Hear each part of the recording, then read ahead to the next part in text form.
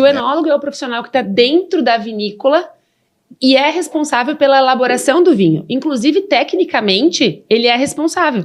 É o nome dele que responde pelaquela segurança e pelaquela qualidade daquele produto, né? Então, hoje, ele tem lá seu registro profissional, e a gente sabe disso, né? A importância desse registro profissional. Então, a gente tem lá, ele responde tecnicamente por aquele produto. Então, ele é o responsável por pegar aquela matéria-prima e fazer daquela matéria-prima o melhor produto. Esse é o enólogo, né? Então, claro que ele vai poder fazer frente à matéria-prima que ele tiver, o melhor, né?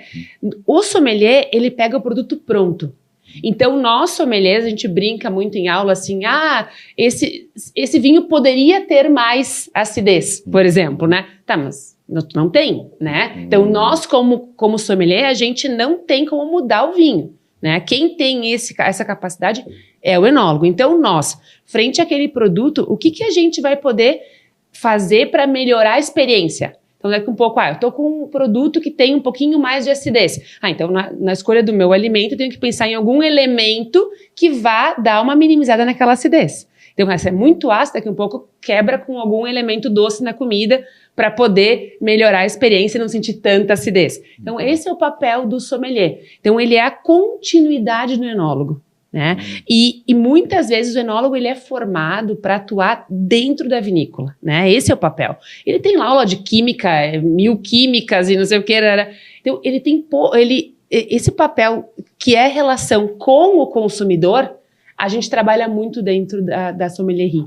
Então, inclusive, nós brincamos nas aulas que a frase que eu mais escuto quando alguém vem buscar para fazer o curso é: não, mas eu nem quero trabalhar com vinho, eu só quero, só porque eu gosto, né? E eu brinco que a gente não tem um curso de sommelier, a gente tem um curso de empreendedorismo, porque as pessoas terminam o curso querendo empreender, né? Porque como ainda nós estamos num setor que é jovem, um setor que tem muitas oportunidades, quando tu termina o curso, mas por que eu não faço isso? Por que eu não crio um podcast? Por que eu não faço um blog? Por que eu não tenho um Instagram? Por que eu não crio uma loja, uma experiência? Então, acaba sendo, como nós temos muitas oportunidades nesse setor ainda, acaba sendo, né, um foco também nisso, um pouco nesse empreendedorismo lá ligado ao consumidor. A gente tem ali, eu já fico imaginando, eu e o Maurício temos empresas e tal, além da nossa profissão, né, fora outros setores. Hoje tem o podcast, tem, enfim, laboratório.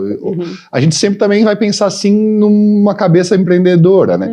Hoje o sommelier, ele deve ter muitas funções. Ele pode trabalhar no restaurante, ele pode montar uma página que hoje eu sei que tu tens também uma página, página, na verdade, falando sobre vinhos nacionais. Eu queria depois que tu contasse um pouquinho sobre isso. Então, o sommelier pode montar alguma coisa que vai distribuir informação sobre isso. Ou o sommelier pode ser professor da tua escola, o sommelier pode, enfim, trabalhar talvez dentro de uma vinícola na parte comercial.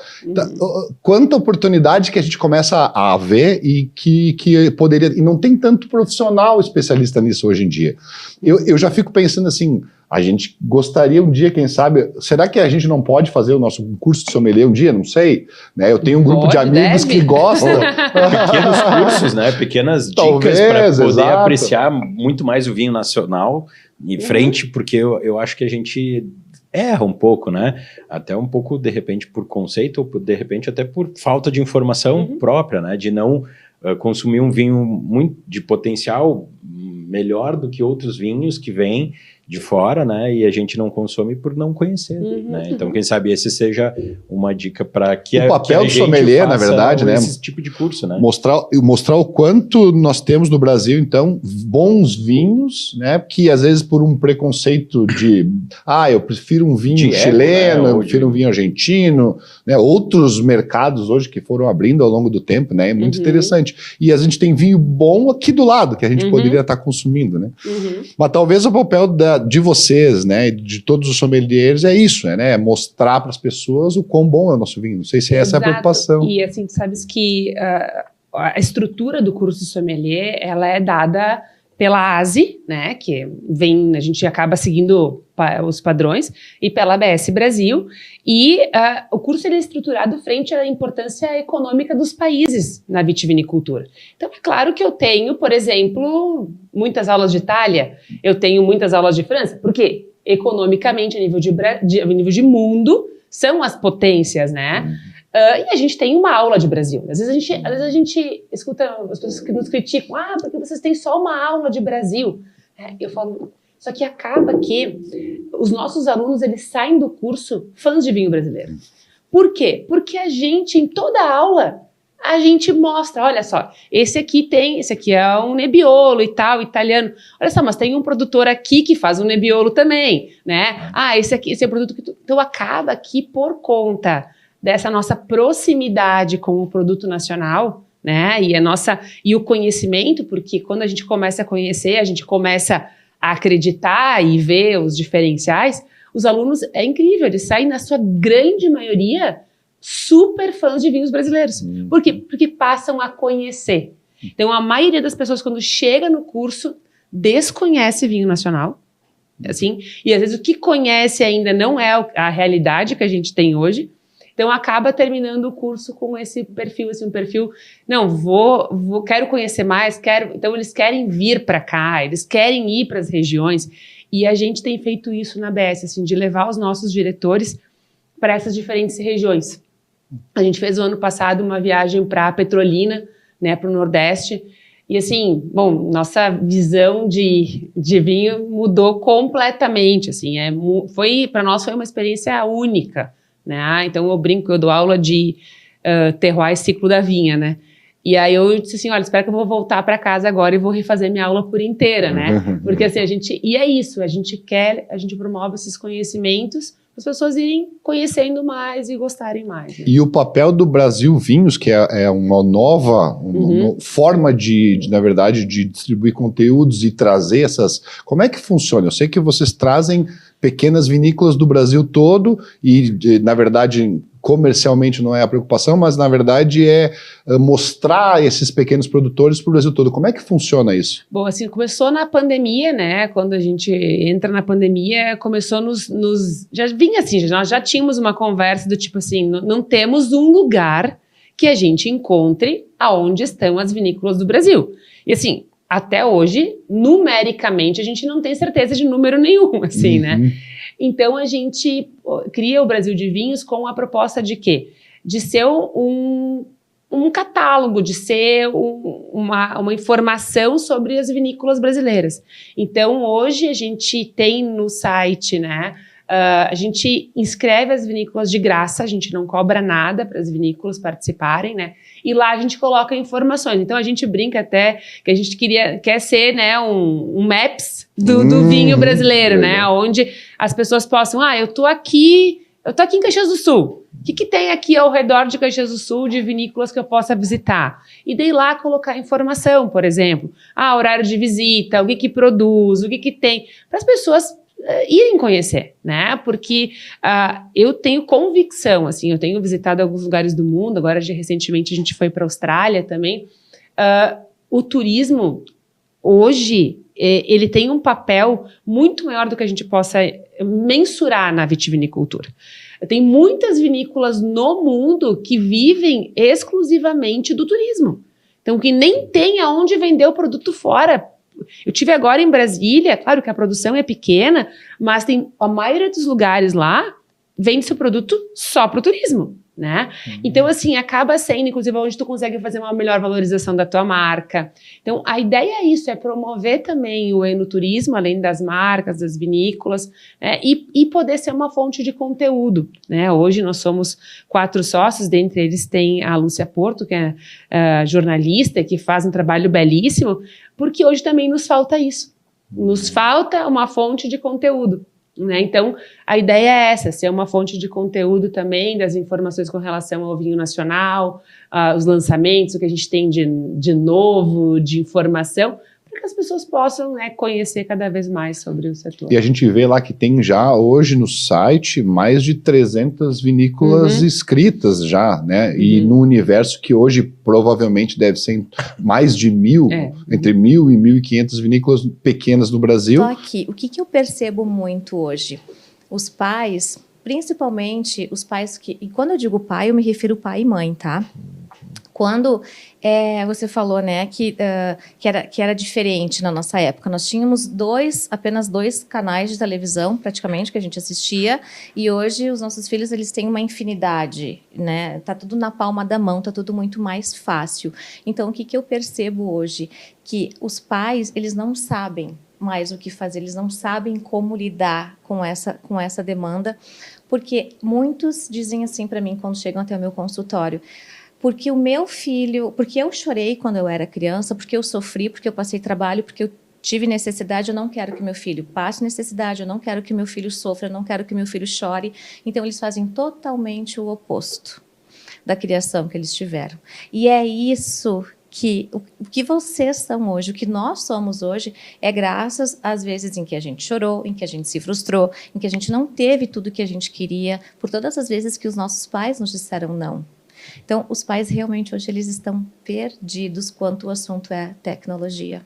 É interessante porque a gente vê hoje os nossos filhos na tela, né? A gente estava falando em tela antes, né, de nós começar a conversar e a gente dá um limite para isso. Será que é assim que a gente deve funcionar? Eu vou falar assim, bom, então meu filho vai ter 1 hora por dia para trabalhar, para ter a tela, o resto ele vai fazer os joguinhos dele que sejam por alguma cognição, para trabalhar algum outro negócio. Mas na prática eu tenho 2 filhos, um filho que vai fazer 13 anos, uma outra menina que tem 6, vai fazer 7 anos, e essa dificuldade que a gente tem de tirar eles dessas telas, do computador, do videogame, às vezes eu fico pensando se a culpa às vezes um pouco também, um pouco não, uma boa parte seja a nossa de nós dar isso para eles, e felizmente a gente tem condições às vezes de dar coisas até mais do que eles deveriam ganhar, o que eles precisam. Então, como será que a gente deveria fazer isso, sabe? A gente deveria dar um limite de tempo, a gente deveria instruir para que eles não queiram, ou não dar isso para eles, ou tem uma idade que a gente tem que liberar. Como que isso funciona? Tá, isso também é uma pergunta muito interessante, porque o que acontece hoje, né? Eu acho que vai muito dos combinados de cada família. Mas o que eu percebo? Cada vez mais os pais estão criando os filhos para o seu próprio conforto. Ou seja, o que eu quero dizer com isso? Uma mãe ou um pai que trabalha o dia inteiro fora, a criança passa o dia inteiro na escola, chega em casa, a mãe está cansada, a mãe às vezes tem a casa para arrumar, tem banho para tomar, tem a tarefa da escola para dar uma olhada. Não que o pai não faça isso, mas me parece que às vezes é muito mais coisa de mãe. Olha, eu querendo defender as mães, né? Mas enfim. E o que acontece? A mãe está cansada. E aí, educar demanda tempo. Criar, a gente cria. A gente dá comida, a gente dá banho, a gente ajuda a trocar roupa, uma coisa assim, mas o educar. Então, às vezes é muito mais fácil, eu estou cansada, eu dou o tablet, eu dou o meu telefone, eu dou o meu celular para eu ficar 5 minutos em paz. Se o homem tem a caixa do nada, a mulher também tem a sua caixa do nada, eu preciso ficar 5 minutos. E às vezes é 5, é 10, é 15 e o tempo passa. Então, o que acontece? As famílias precisam ter combinados, precisam ter regras, ter rotina. Tá tudo bem se o pai quer deixar a criança 1 hora no eletrônico, mas se puder supervisionar, e sendo uma supervisão, ok, você vai ficar 1 hora. A criança, dependendo da idade, ela não tem noção de quanto é 1 hora. E aí o que acontece? Chegou 1 hora, o pai simplesmente tira o tablet da criança. Aí o que a criança faz? Aquele auê, aquela loucura dentro de casa, parece que o mundo vai acabar. Porque aí o que entra? Entra a birra, a criança bate o pé, a criança chora, ela fica desesperada. Porque o que acontece? O cérebro dela está ali recebendo dopamina. Ela está ali, ela está a milhão, ela está na adrenalina, ela está naquilo assim, naquele auê, naquela felicidade. Abruptamente o pai tira o celular, ou a mãe tira o celular, o que acontece com isso? A criança entra numa... o hormônio do estresse começa a trabalhar nesse momento, né? Que é o cortisol. E aí, o cérebro daquela criança, como sendo o hormônio do estresse, ele entra numa... como se fosse luta e fuga. Então, o que ela vai fazer? Ela vai chorar, ela vai espernear, ela vai entrar em desespero. Por quê? Porque ela quer, ela está viciada, ela precisa daquele eletrônico. E aí é natural. Mas eu te deixei 1 hora, eu combinei contigo que era 1 hora. A criança não tem noção de tempo. Então, assim, ela chegou em casa, independente da rotina, chega em casa, faz as tarefas, toma banho, vai jantar, 1 hora de eletrônico. Ok, não sei, cada casa a sua rotina. Quando faltar 15 minutos, olha só, 15 minutinhos, tá? Ela não vai ter noção dos 15 minutinhos, mas 10 minutinhos, tá? Ó, agora faltam só 5 minutinhos. Então, prepara essa criança, avisa ela tem o direito de saber, porque nós nos frustramos, nós ficamos decepcionados quando acontece alguma coisa que simplesmente alguém tira o celular da nossa mão ou diz, não, tu não vai fazer isso, não, tu não pode aquilo. Então, é natural que a criança vai entrar em desespero, que ela vai reclamar, porque ela está ali fazendo o que ela gosta, e a criança vive no momento. Ah, mas a mãe já te deixou ontem, tu já ficou 1 hora. Ah, mas tu vai ficar 1 hora amanhã. Não, a criança está ali no momento presente, no momento imediato. Então, se eu te disser, tem tempo ideal? Não. Embora que muitos estudos digam que sim, mas eu acho que vai muito da tua rotina, da tua casa. Talvez também tenha 2 questões ali. Primeiro, eu queria falar um pouquinho das mães, né? Porque eu acho que, como é Dia das Mães, nós vamos agora enaltecer as mães, né? Vamos falar as mães. Mas eu quis dizer o seguinte, a gente falava do nosso tempo e falava do tempo hoje, né? No nosso tempo, ou antes disso, talvez, até as mães, elas não trabalhavam. Hoje em dia a mãe tem que trabalhar. Hoje não existe assim, eu vou ficar em casa. Até culturalmente a gente tem que incentivar a mãe de trabalhar. Só que quando ela chega em casa, às vezes à noite, em muitos lugares, ela é a responsável por lavar a louça depois. Eu acho que o nosso papel é de ajudar, de fazer com que ela não tenha todas as tarefas de que ela chega em casa e tem que fazer tudo, né? A minha esposa está escutando e está gravado, isso que é o pior, né? Mas a gente ajudar tanto nas atividades, claro que existem atividades que a mãe faz melhor ou na rotina do que o pai. Ou tem um carinho diferente, né, Celso? Assim como na educação. Meu filho, e aí eu falo pela minha esposa, que também deve estar nos escutando, muitas vezes o nosso filho, ela pede para ela apoiar ele nos estudos, né? De repente eu não tenho o chego que, quem sabe, ela tem. E eu acho que aquilo que tu ia perguntar, na verdade, é perguntar para a Lilian, assim, o que é ser uma mãe moderna, né? Que concilia a vida profissional, a maternidade ou relacionamento, para que nada haja, imagino eu, um equilíbrio e, de uma certa forma, isso também não influencia de outras maneiras, né? Sim, então, vamos por partes, né? O que é ser mãe, né? Eu acho que eu vou dizer, então, baseada na minha experiência e o que eu entendo por ser mãe, porque, obviamente, que cada mulher vai dizer o que é ser mãe para si. Mas, para mim, nada mais é do que uma jornada de autoconhecimento. É uma jornada de redescoberta. E por que eu falo isso, né? Porque eu, antes de ser mãe, eu era a Lilian, que era a Lilian filha, a Lilian professora, a Lilian casada, esposa, dona de casa. Eu era a Lilian que eu acordava a hora que eu queria, que eu saía e chegava a hora que eu queria, que eu almoçava, jantava a hora que eu queria, tomava banho a hora que eu queria. E aí, depois que eu me tornei mãe, e que aí, por mais que eu tivesse preparada, por mais que eu desejasse aquele bebê, é como se ele tivesse caído de paraquedas no meu colo. E aí, tu olhar para aquele bebê e saber que tu é a mãe. Tu diz, tá, né? Porque quando o bebê chora e o filho não é teu, tu entrega pra mãe. Mas bom o filho dos outros, né? Exato! E aí, quando é o teu filho, tu, tá, e aí agora o que eu faço com isso? Sabe? O que eu faço? E aí eu fui pro campeonato. No campeonato eu também fiquei em primeiro lugar. Aí fiquei entre as 20 melhores atletas do país. E recebi também o convite para fazer parte da seleção de base, que seria para crianças que estariam se formando. Aí foi assim que começou, eu comecei a treinar, me dedicar, eu passei não para o alto rendimento, mas a competir no absoluto, então com mulheres de qualquer idade. E aí eu gostava não só de treinar, mas de competir, de toda aquela adrenalina que o esporte oferece, foi aí que começou. Que legal. E como que tu veio parar aqui em Caxias agora? Porque a gente sabe que é atleta do Recreio, o Recreio da Juventude é um clube que tem até... grana que vem do governo para poder desenvolver atletas, né? Então, tu tá aqui, hoje a gente sabe que o clube, o Recreio da Juventude tem uma piscina que é... Muito boa. É, uma piscina fantástica, né? Que Pô, quantas piscinas cobertas de 50 metros a gente tem no Brasil? Muito poucas, né? E térmicas, né? Então, são muito poucas.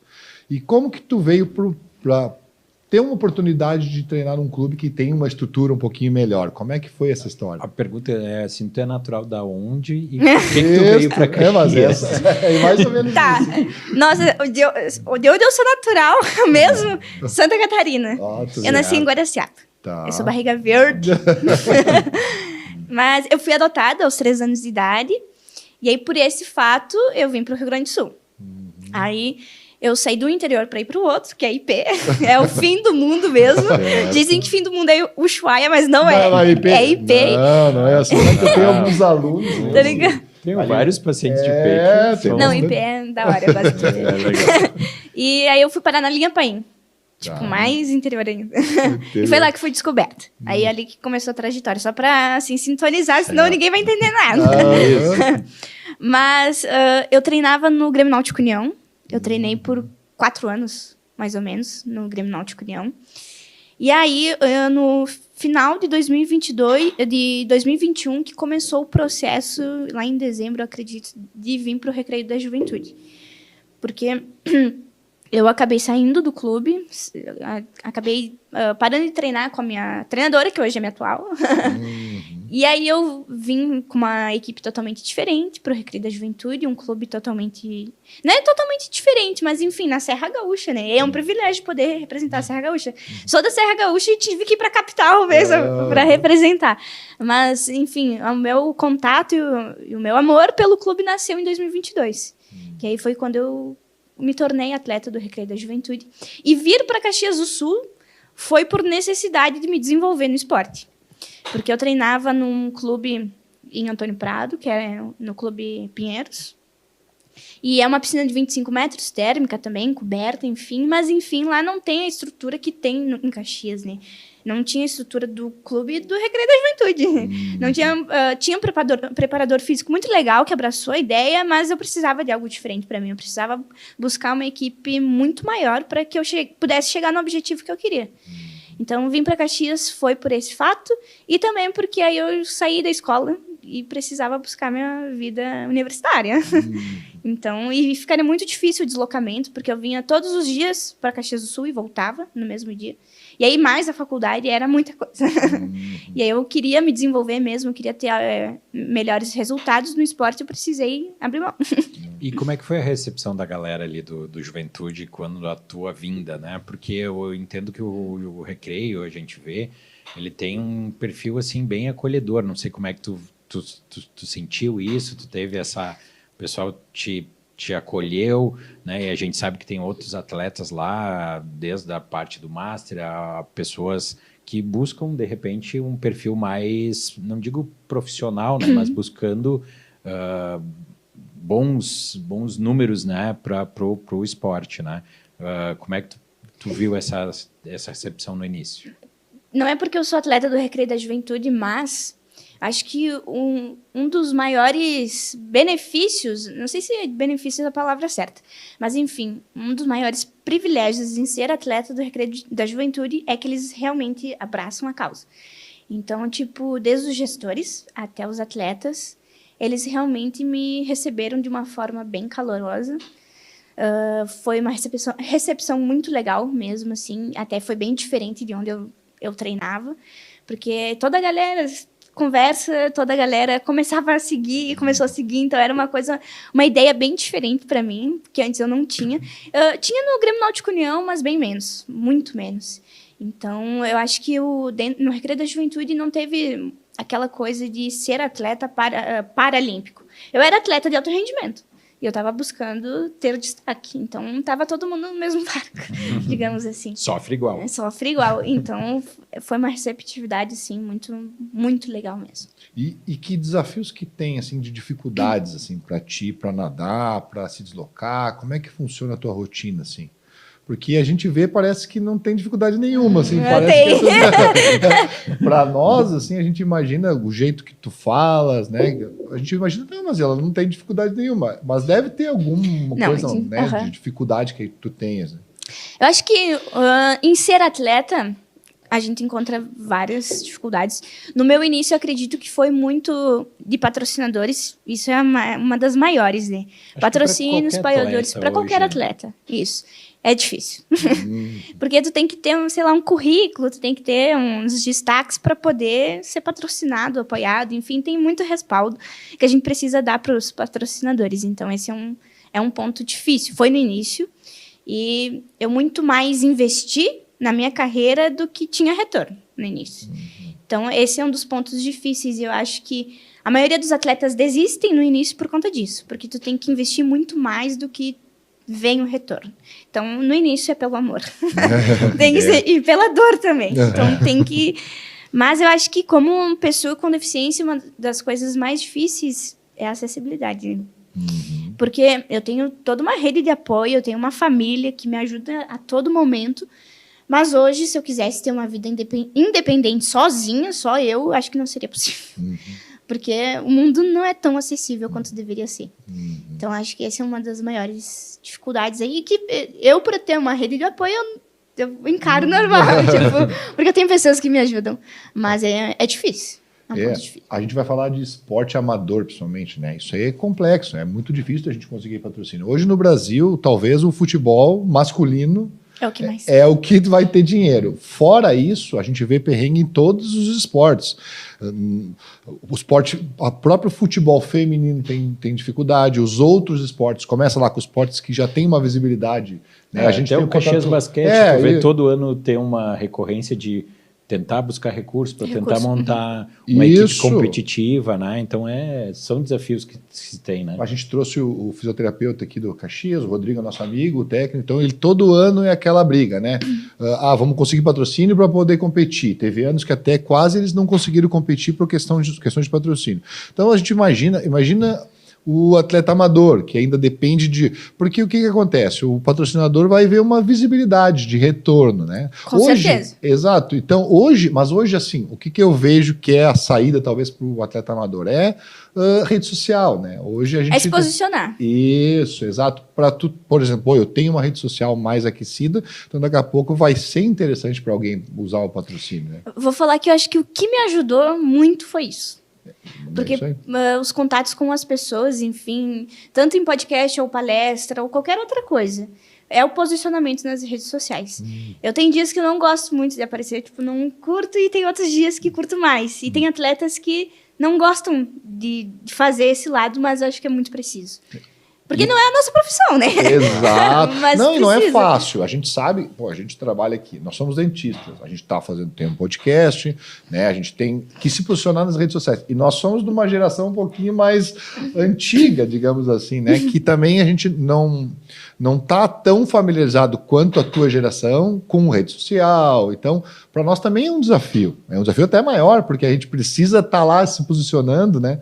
Mas o que eu queria dizer com isso é que é difícil a gente conseguir fazer isso. Todo o resto tem que treinar, e além de tudo tem que ainda fazer vídeo, mas é a forma de a gente poder chamar as pessoas e entender que, eu tô te devolvendo então em retorno ao patrocínio que tu tá me dando, uma visibilidade. Então é a forma de conseguir. Essas, na verdade, são as contrapartidas que a gente faz. Esses são os jogos que a gente faz. Tu me dá isso e eu vou divulgar.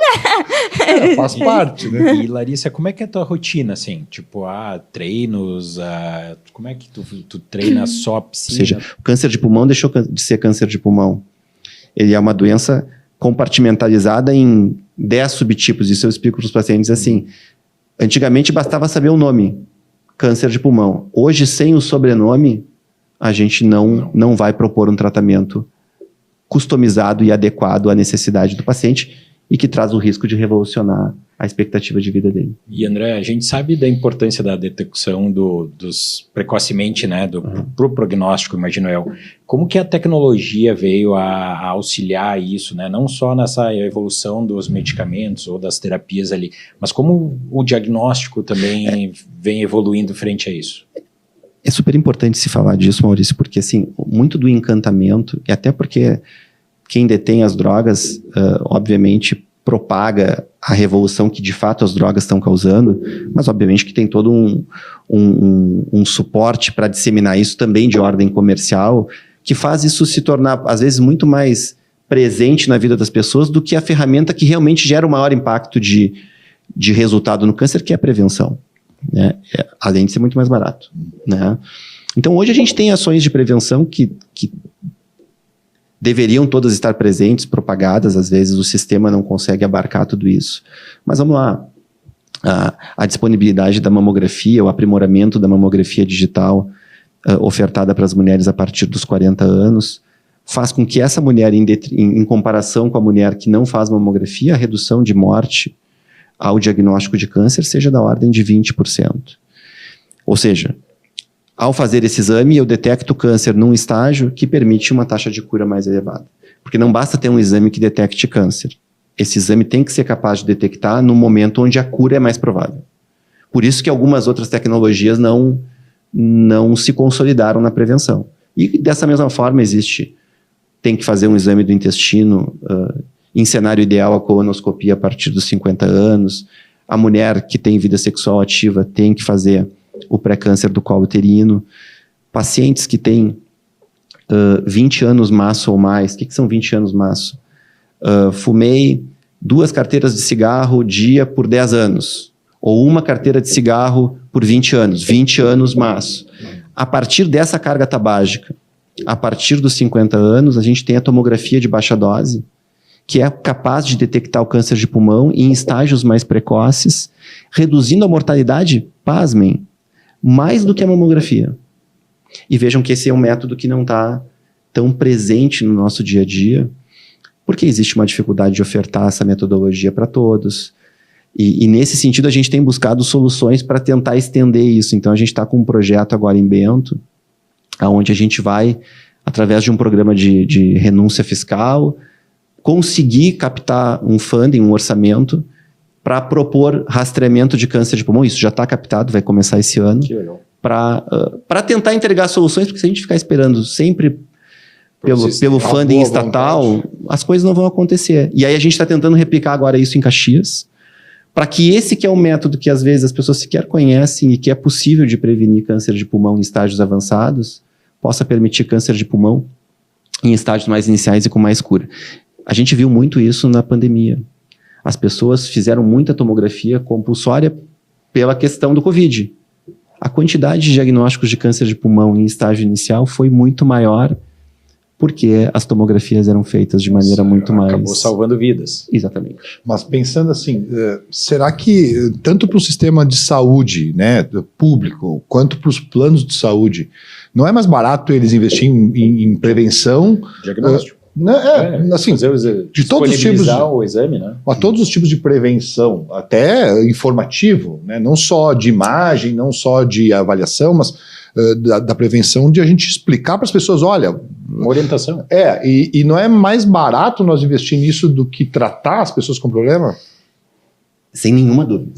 Sem nenhuma dúvida. Tanto para o sistema único, quanto para o sistema privado. Mas tu sabe que a gente tem que vencer não só uma barreira de organização desses sistemas, privado e público, mas também uma cultura de busca da saúde que a gente tem. Porque como a gente foi moldado a um sistema que ele era de alguma maneira, sempre foi de alguma maneira, esbarrava em algumas carências aqui e ali, a organização do sistema muitas vezes se fez autônoma. As pessoas buscavam o seu plano e elas começavam a eleger os seus médicos para fazer os seus check-ups, baseado em convicções pessoais.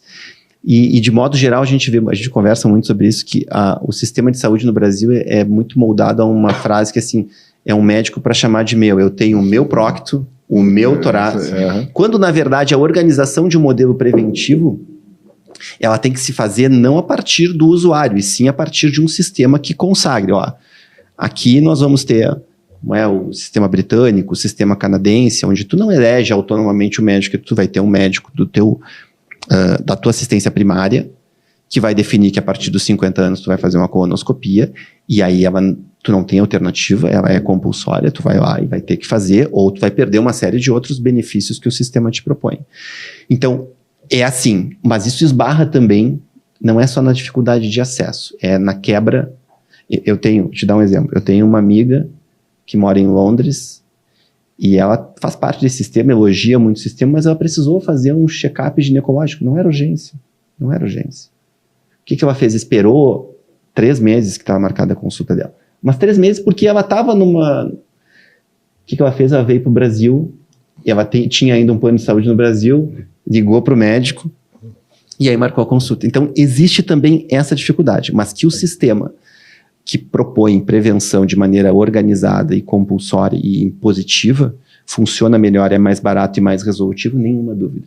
E eu acho que tem uma barreira também, que eu fico imaginando, a pessoa ir buscar um problema, né? Então, tipo assim, eu tenho que fazer uma prevenção e eu encontrar o problema, né? Eu acho que esse também é uma situação, uma abordagem que você deve ter uma dificuldade de também passar ter o cuidado ou abordar o paciente no sentido assim, bom, afinal de contas eu fiz lá o exame, surgiu alguma coisa e agora precisa lidar com essa má notícia, né? Isso, mas isso também se faz pela comunicação. Quando tu propõe uma estratégia, seja de prevenção, seja de tratamento, tu tem que fazer a comunicação pós-teste também. O que esse teste pode gerar? E muito do que move volta para aquela frase que eu fiz antes. Quando tu vai propor uma estratégia preventiva que envolve um teste onde, obviamente, existe o risco... às vezes a informação é tão insuficiente que os pacientes chegam no meu consultório com diagnóstico de câncer de mama e chegam com uma seguinte frase assim, mas André, eu sempre fiz a mamografia certinho e agora veio esse câncer de mama. Não, mas quando se faz a mamografia, a gente faz a mamografia para detectar o câncer de mama em estágio precoce, eventualmente nunca se detecta. Agora, o que tu conseguiu foi justamente a benesse de ter tido o diagnóstico de câncer de mama através de uma rotineira mamografia que te permitiu um diagnóstico muito inicial, cuja solução é quase uma certeza. Só que isso tem que ser comunicado, senão tu permite que essa penumbra de imaginário dos pacientes fique moldando o ir ou não ir. Não sei se eu me fiz entender. Claro. E isso a gente tem que começar. Quando eu falo no Outubro Rosa, eu bato muito na tecla de que a gente não pode fazer do Outubro Rosas um palco de apenas compartilhar histórias de câncer. Porque as histórias de câncer nem sempre reproduzem a intenção do Outubro Rosa, que é promover a estratégia de prevenção de maneira sistemática, organizada, para que os pacientes tenham um diagnóstico mais chance de cura. Porque as histórias dramáticas do câncer, elas são fabulosas, de resiliência, mas às vezes elas versam sobre um outro tema, que é a resiliência no combate ao câncer, mas o diagnóstico que o Outubro Rosa propõe com mamografia é de um outro tipo de doença, se eu me fiz entender. E a gente não pode confundir tudo isso, porque senão eu começo a afastar as pessoas. Olha aí, viu, tem uma paciente que tem uma situação extremamente difícil, já está com metástase. O que adiantou fazer a mamografia? Não que todo mundo pense isso, mas a gente tem que entender qual é o papel desse momento. Seja Outubro Rosa, seja Novembro Azul, hoje a gente tem uma cor para cada mês. E que bom, para promover as pessoas, ao fim e ao cabo, que o maior risco que elas correm quando se engajam na prevenção é o risco de encontrar solução e seguir a vida delas tão boa quanto até então. E esse é o meu gancho, assim, eu gosto muito de falar sobre isso. Mas talvez o que diferencia a diabetes tipo 1 do tipo 2 não é a idade, mas é assim o mecanismo que a insulina funciona. Ou o pâncreas não produz a insulina, ou há essa dificuldade dessa insulina. Da ação da insulina. E não há uma diminuição dessa produção de insulina por algum motivo? Ou... Sim, então o diabético tipo 2 ao longo dos anos... né? Então, diabéticos de longa data, de 15, 20 anos, o estoque pode se exaurir, porque ele é limitado. O estoque de produção de insulina pelas células beta do pâncreas, ele é limitado. E quanto mais esse indivíduo não se cuida, quanto mais ele persiste com obesidade, mais o pâncreas tem que trabalhar para produzir mais insulina, para dar conta de toda aquela glicose que ele está gerando na corrente sanguínea, por conta da alimentação. Então, indivíduos diabéticos de longa data, eles acabam ficando com uma insuficiência de produção de insulina. E somente com insulina a gente vai conseguir controlar a hiperglicemia desses pacientes. Ou em alguns casos, que nem eu tenho o exemplo do meu pai, né, que ele teve um tumor de pâncreas, por exemplo. Então, talvez algum mau funcionamento deste órgão também Com certeza. transforme esse paciente Sim. que não é diabético, mas ele tem todo, não sei se isso se fala que ele é Sim. diabético, porque ele teve lá uma má formação, um problema no órgão que produz a insulina. Mas E aí ele se torna diabético. Então Sim. o diabético é aquele que não tem esse controle da insulina no sangue, mais ou menos seria isso. Isso. E, por exemplo, tem casos de etilistas crônicos que também chega a um ponto de comprometimento das células beta que também se torna diabético. Tem outras situações raras, né? Como aconteceu com o teu pai, de uma lesão que prejudicou a produção da insulina, né? Mas voltando, acho que é importante ressaltar, como você disse, né? Para nós, diabético tipo 1 era criança e tipo 2 adulto e mais para idoso. Então, volto ao que eu falei anteriormente. Cada vez mais temos a incidência, né, de obesidade está cada vez maior. E isso vem já no adulto jovem e também na infância e na adolescência. Então, eu tô com uma doença muito prevalente, que é a obesidade, e aquela incidência de diabetes tipo 1 continua mais ou menos igual. Então, vai acabar que às vezes cruza um diabético tipo 1 numa criança obesa. Vai acontecer de um diabético, de um adulto jovem lá pelos seus 25, 30 anos, que vem sendo obeso desde os 5 anos de idade, por exemplo, e que com 25 e 30 anos desenvolve diabetes tipo 2, por resistência insulínica secundária à obesidade. E, Márcia, aí tá falando de obesidade, né? E qual que é o papel da nutrição nesse processo? Porque cada vez mais as pessoas têm ganho peso, né? Então, como é que a nutrição pode auxiliar muitas vezes, tanto a criança obesa e como, de repente, o adulto que possa ter, de repente, uma diabetes ou alguma outra alteração? A nutrição, nós andamos muito juntas, né? A endocrinologia com a nutrição. Uma depende da outra nesse sentido tanto quanto para prevenção do ganho de peso, quanto para o tratamento, né? Então, na nossa época não tinha, né, esses ensinamentos, esse conhecimento, mas atualmente já se orientam as mães, inclusive já durante a gestação, para elas não ganharem tanto peso, não desenvolverem diabetes gestacional, porque já se sabe que o feto já recebe informações e pode até ter modificações epigenéticas de uma mãe que foi obesa, e ele passar a ter propensão à obesidade por conta disso. Então, a prevenção, junto com a nutrição, de uma alimentação saudável, rica em fibra, com índice glicêmico menor, ou seja, com potencial de elevação de glicose no sangue e, por consequência, de insulina, já desde a gestação, isso previne muita coisa, né? A introdução alimentar dos bebês, a primeira, assim que tem a introdução alimentar, não expor a criança tão precocemente ao açúcar, porque isso pode moldar o seu paladar e ele querer sempre ter este mecanismo de prazer, porque o açúcar traz um prazer para o nosso centro lá da saciedade, da fome e do prazer. Então, existem orientações já consagradas, né? O quanto mais você manter, pelo menos os 6 meses de amamentação, de aleitamento materno exclusivo, isso também previne obesidade no futuro. Então, tem uma série de coisas que os estudos do âmbito nutricionais já nos trouxeram vários dados científicos que comprovam que a prevenção e que determinadas práticas podem prevenir a obesidade.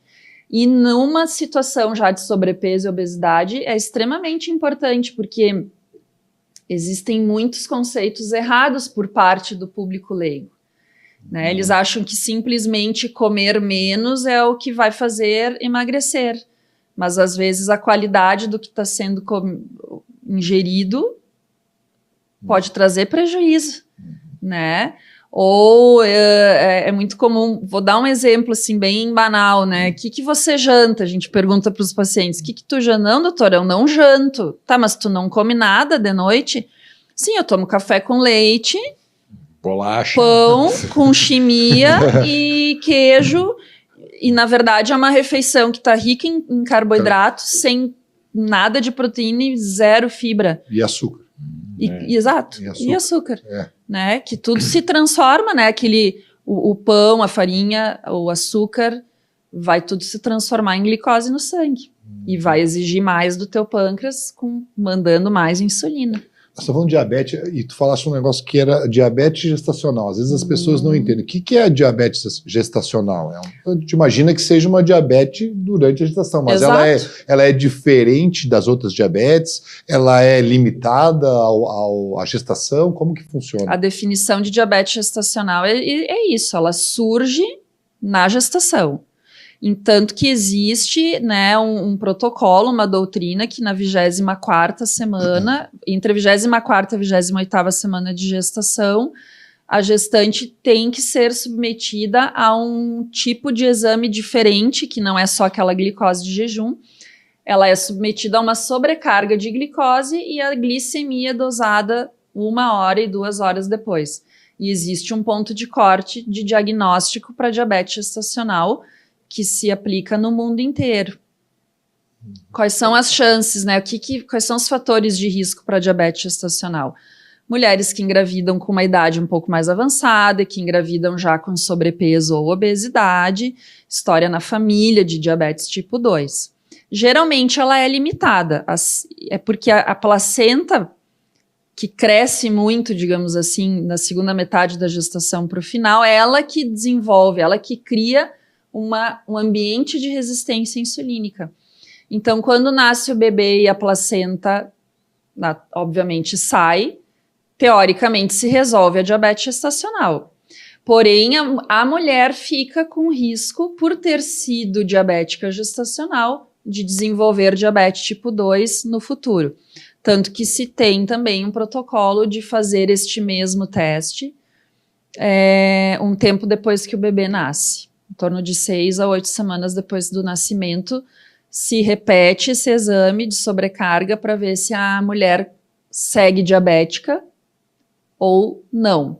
Mas aí, para o resto da vida, ela tem que ficar controlando, fazendo exames para ver se não desenvolve diabetes. E o tratamento é dieta, e isso interfere, então, no desenvolvimento do bebê, antecipa o parto? Como que isso modifica, então, essa gestação? O tratamento é dieta sempre, né, com acompanhamento nutricional, porque eu não posso também restringir muito a alimentação, a ingesta de caloria dessa gestante, para não prejudicar o crescimento do bebê.